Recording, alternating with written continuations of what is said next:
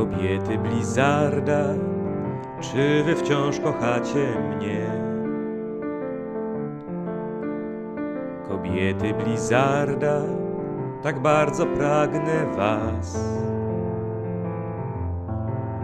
Czy ktoś każde wasze imię z gry potrafi wymienić?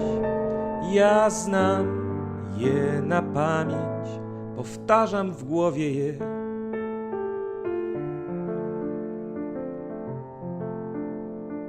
Valera, Zarja, Auriel, Chronia, Johanna,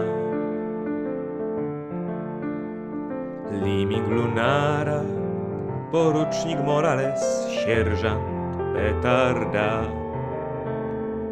Jaina, Sylwana Jasnoskrzydła, Lili, Zagara, Kerrigan, Smuga, Sonia, Tyrander, Nowa, Vala. Ja kocham was, a wy mnie wciąż zabijacie. Czy to takie złe, że zakochałem się?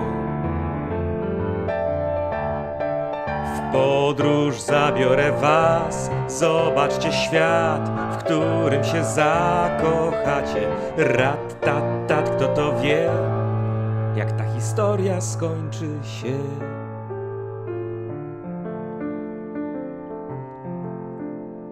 Kobiety Blizzarda, czy wy wciąż kochacie mnie?